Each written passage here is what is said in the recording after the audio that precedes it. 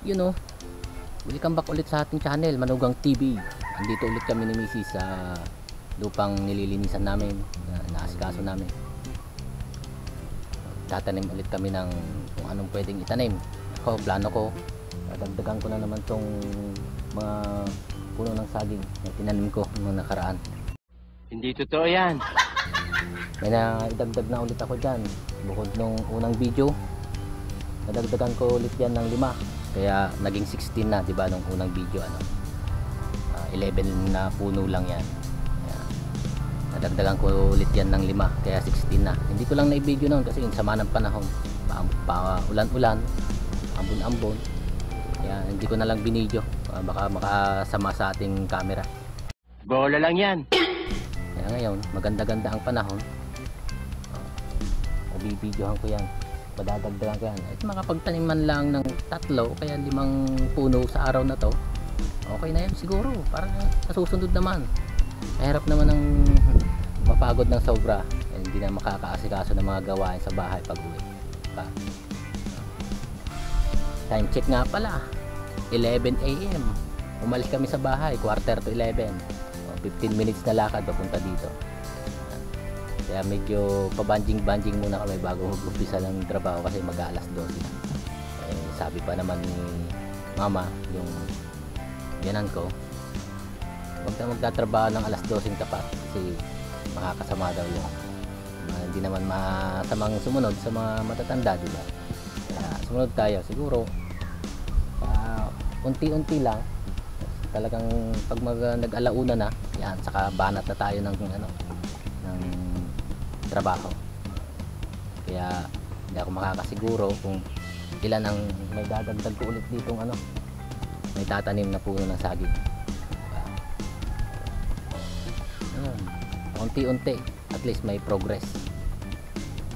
Kasi plano ko to, lilinisan ko pa to, tatanggalin ko yung mga yan, saka ko dito na tataniman. Kaya itong malinis na tong parte na to, tataniman ko na yan. Tapos banda doon, lilinisan ko muna para mataniman ulit, diba? Ayun lang po yung mga trabaho namin dito. Hindi naman namin pinepersa ang sarili namin, lalo na si Mrs. Bago kami pumunta dito, nag-asikaso muna siya sa bahay, luto, linis bago kami pumunta dito. Ganun lang, hindi namin pinepersa ang sarili namin dito. Ano lang yung matapos namin ngayong araw, okay na yon. Sa susunod naman, diba? Tara, umpisahan na.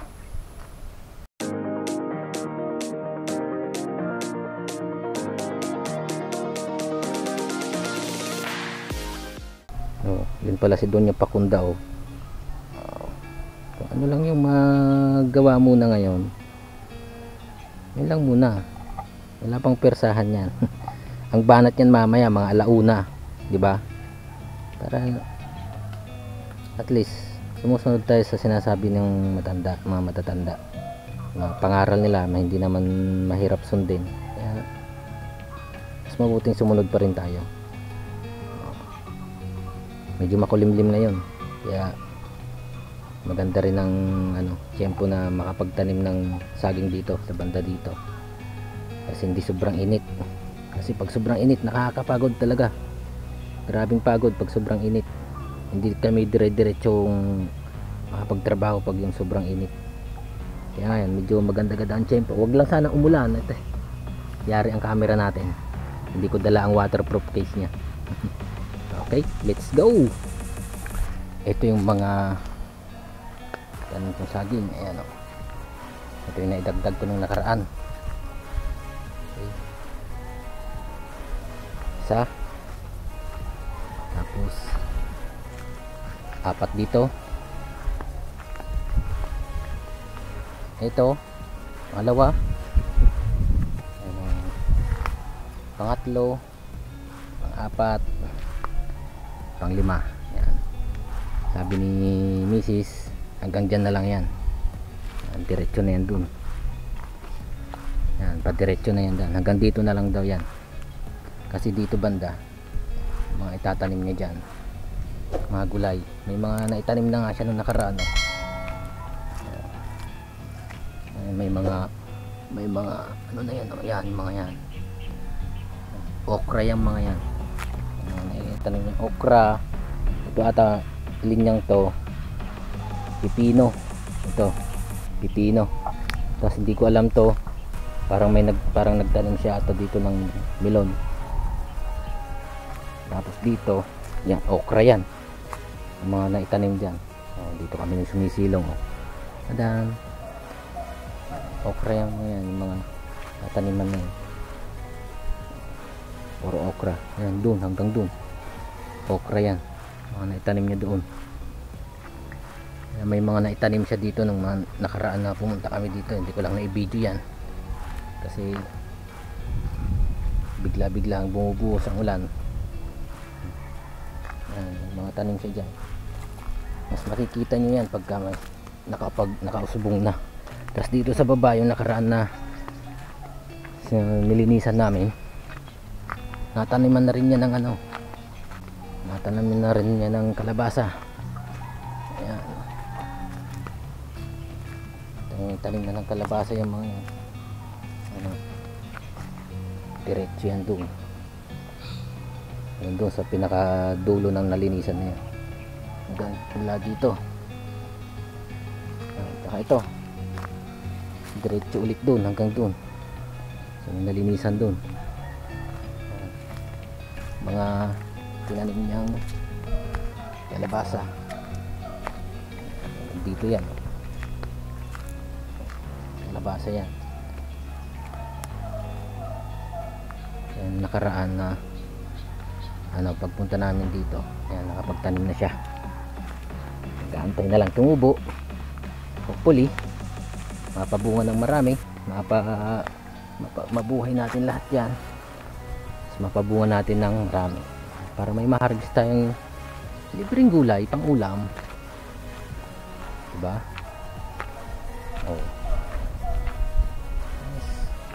Linis muna ng kaunti. Tatanggalin ko muna itong mga ito. Bigat pala. Pabigat.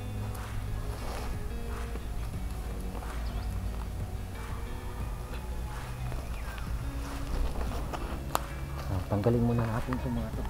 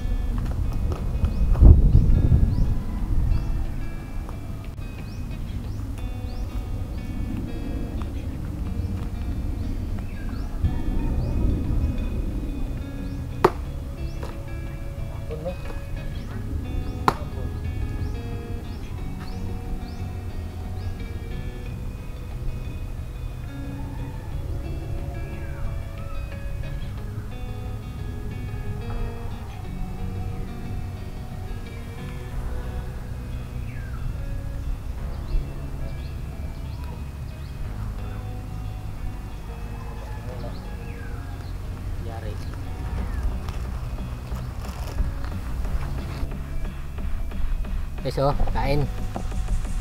Alanganin ang pagpunta namin dito, nagbaon na lang kami ng kanin.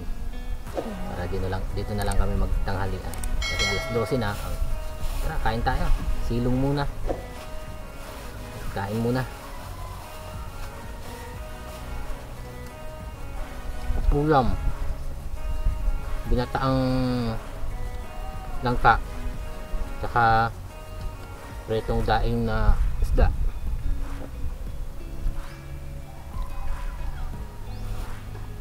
Kain guys. Ano? Ako baka kain ka? Kukuha pa ako ng dahon para Tulong? ito ah.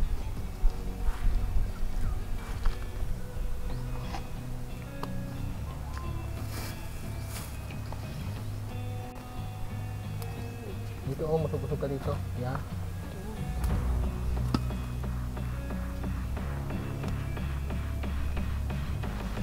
Wala pa kaming masyado natatrabaho. Kasi inaantay namin mag-alauna talaga. Kahit wala pang natatrabaho, pawisan na agad.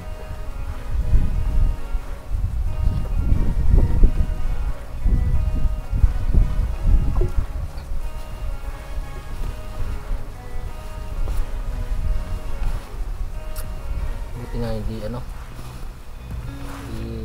nag-uulan. Nagkabun kanina. Kaya sinilong ko muna yung camera ko. Hindi pa nag-ano ng battery? Hindi ka pa nagpalit? Hindi pa. Tinatay ko yan niya. Tinatay ko na nag-ambon. Sinilong ko.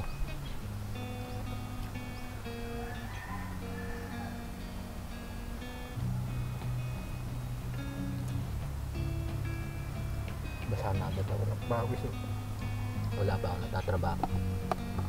Ano na? Ano? Yung Yeah. ano? Nagputol ka? Yan mga saging lang yan.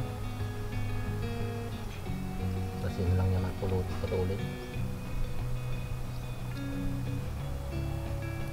Hindi sa kagabi mo ko yung lupa dyan. Bakit? Ano na ko lang ba?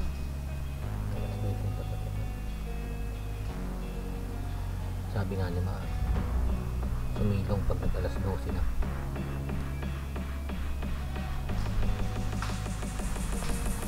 Shout out kay Kuya Rodel ng taga-Igang. Nagbigay ng libreng daing na isda. Ayan o, sarap. Hindi maalat. Kaya mo napakabait ng taong yon. Huli na nila. Pwede pa nilang ibenta. Binibigay pa sa amin. Kaya salamat ng marami Kuya Rodel. Lagyan mo naman ng gulay eh. Hoy, kaon! Kain.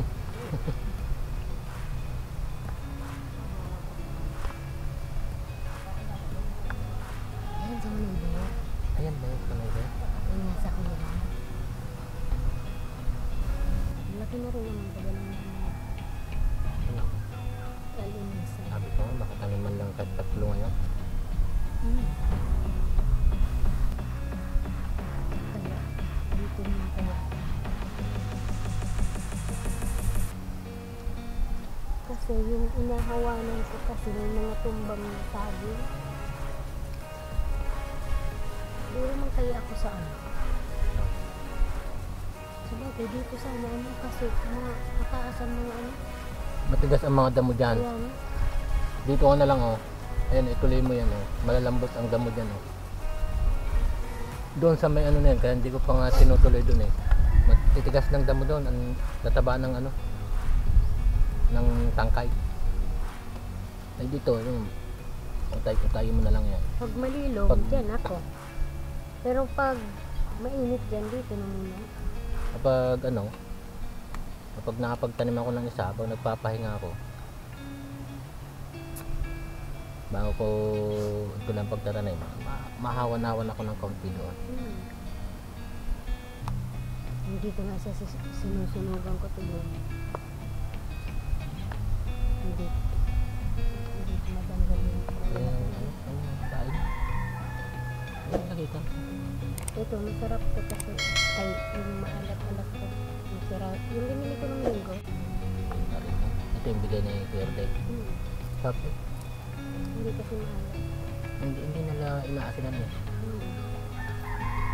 Pagkahuli, ginagain nga agad nila.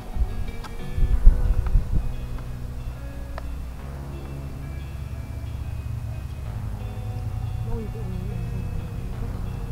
Nagkalaglagan eh. Mahal daw ng lupad ngayon. 50 sabi ni Kuya Jo. Kaya, Ano mga ba? ang gano'n. Kaya nga.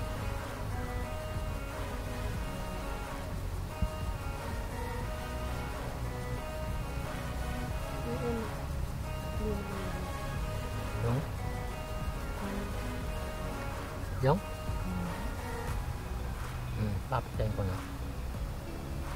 Silong naman dito. Gusto ko kasi kumain. Ano? Gutom na gutom ako. Sinapay? Hindi yun. Ano ka mo? Pataklo bang itong camera?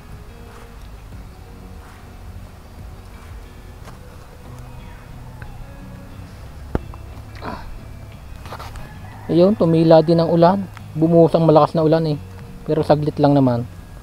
Wala naman sigurong 20 minutes yun. Siksikan tuloy kami ni Mrs. dyan. Oh. Ay nako. Ano, basa ang lupa. Bumuhos ang malakas na ulan.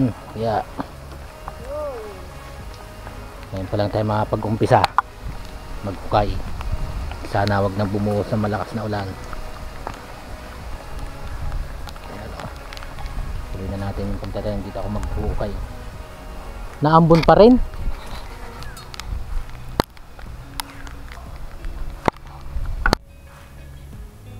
Ayan, makakapig-video na ulit. Tumigil din ang ulan sa wakas. Kaya maitutuloy ko na ang ginagawa ko. Tara na. May matapos naman tayo.